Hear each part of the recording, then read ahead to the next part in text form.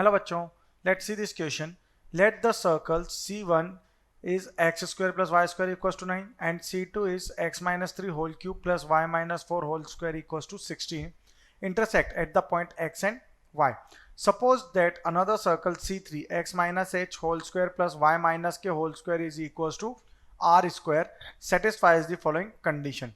First condition, center of C3 is collinear with the center of C1 and C2. C1 and C2 both lie inside C3. And third condition is C3 touches C1 at M and C2 at N. Let the line through X and Y intersect C3 at Z and W. And let a common tangent of C1 and C3 be a tangent to the parabola x square equals to 8 alpha y. So there are some expression given in the list 1 whose values are given in the list 2 below. Now we have to find which of the following is the only incorrect combination. यहाँ हमें एक incorrect combination find करना है. तो ये जो तीन condition हमें यहाँ पर गिवन है, इन तीनों कंडीशन के बेसिस पे सबसे पहले अगर हम फिगर देखें तो ये हमारे एक्स और वाई एक्सिस होंगे. अब फर्स्ट सर्किल की जो इक्वेशन है उसके अकॉर्डिंग अगर हम सर्किल ड्रॉ करते हैं तो ये हमारा फर्स्ट सर्कल होगा. Then what will be our second circle. So second circle क्या होगा, यहाँ पे C2 सर्कल जो है वो इस तरह से हमारा एक ड्रॉ होगा. सर्कल की इक्वेशन के बेसिस पे अगर हम देखेंगे तो वो जो सर्कल ड्रॉ होगा वो कुछ इस तरह से ये C2 सर्कल होगा. This is our C1 C2. अब C3 सर्कल ड्रॉ करेंगे तो C3 सर्कल क्या कर रहा है, इन दोनों को कंबाइन में है, यानी कि इस तरह से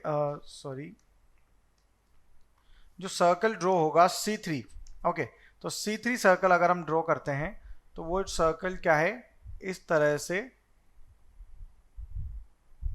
ड्रॉ होगा. ओके, तो यहाँ ये हमारा क्या है, सर्कल C3. अब ये तीनों कंडीशन यहाँ पे फुलफिल है या नहीं वो हम चेक करते हैं. तो centre of C3 is collinear with centre of C1 and C2.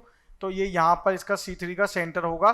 तो यहाँ से अगर हम एक लाइन बाइसेक्ट करेंगे इस तरह से तो ये क्या है हमारा W and this will be our Z point and this is the another line which passes through origin. So this is N and this is M. तो C3 जो है वो M पॉइंट, C3 सर्किल जो है वो C1 को M point पे touch कर रहा है और C2 सर्किल को N पॉइंट पे टच कर रहा है.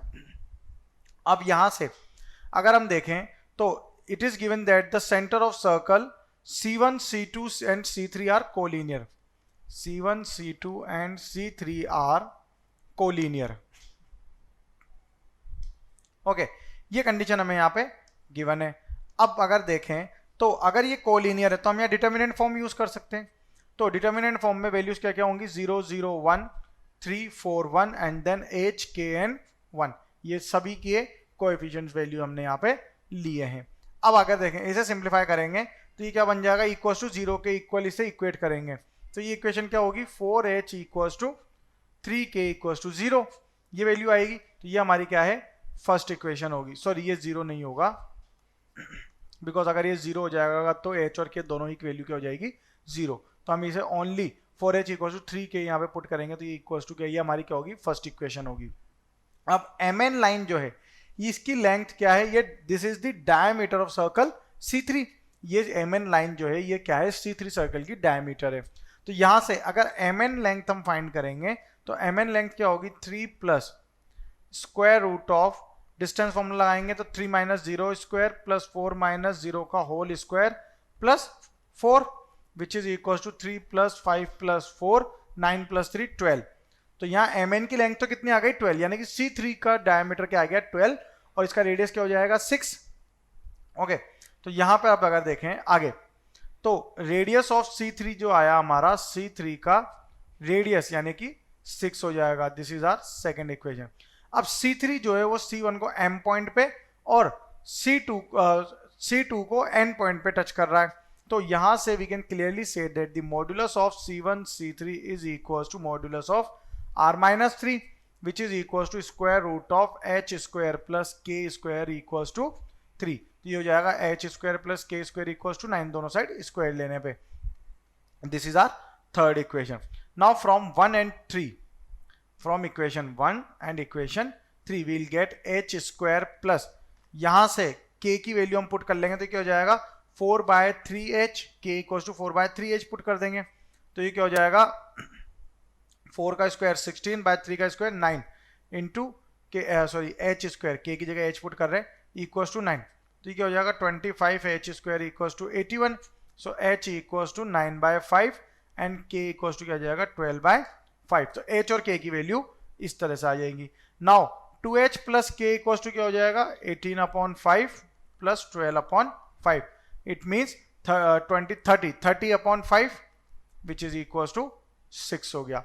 अब यहां से अगर देखें तो जो कॉमन कोड है एक्स वाई की जो कॉमन कोड है of circle C1 and C2 वो क्या होगा C1 minus C2 equals to 0 so it become 6x plus 8y equals to 18 और 3x plus 4y equals to 9 ये हमारी फोर्थ इक्वेशन होगी। Now py square is equals to gy square minus gp square तो ये values क्या है 9 minus 81/25 equals to 144/25 तो py क्या आ जाएगा 12/5 आ जाएगा ये py की वैल्यू आ गई। Okay so py equals to क्या आ गया यहाँ पे py इक्वल्स टू 12/5 आ जाएगा। नाउ अब अगर आगे देखें तो अगर xy जो है वो किसके इक्वल होगा ट्वाइस ऑफ py के इट मीन्स 24/5 हो जाएगा xy। अब यहां से सिमिलरली अगर हम zw देखेंगे तो zw की इक्वेशन क्या है 3x plus 4y equals to 9 so the length of perpendicular from C3 to zw length of perpendicular from C3 to ZW line is modulus of 3/9/5 plus 4/12/5 minus 9 divided by 5 is equals to 6/5 इसकी value होगी। अब आगे क्या करेंगे इसमें जो PW square है ठीक है PW स्क्वायर इक्वल टू क्या होगा C3W square minus C3P square.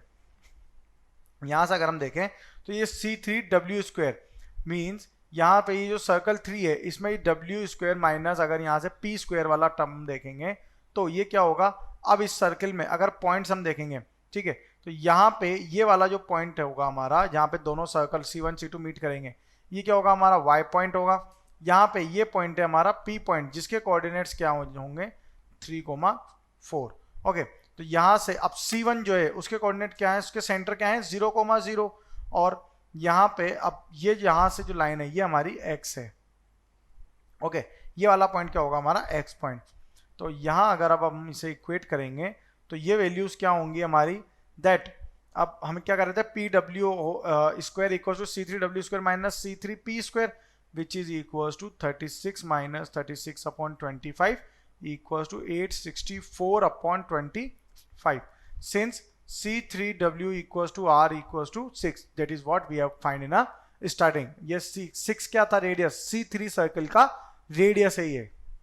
Then PW अगर PW लेंथ जी की बात करें ये क्या होगा 12√6/5 सो ZW इक्वल्स टू क्या हो जाएगा twice of PW equals to 24√6/5 okay now therefore we can say that the length of ZW upon length of XY ये क्या होगा हमारा this will become equals to length of ZW upon XY it means 24√6/5 upon 24/5 यानी कि √6 इसकी value आएगी। Okay अब अगर अकॉर्डिंग टू ऑप्शन 1 by 1 हम देखें तो सेकंड का मैच है T से this equation match with T 2√6 और √6 यानी कि 2 जो है वो Q और T दोनों से मैच है यानी कि ये दोनों ऑप्शन तो करेक्ट है।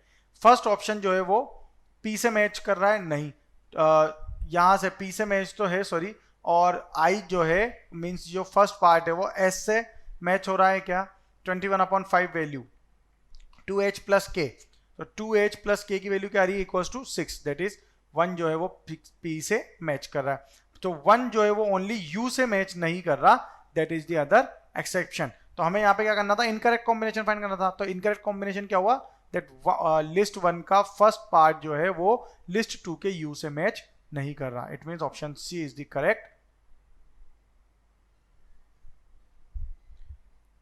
Okay, so our final answer is option C is the correct answer. Best of luck.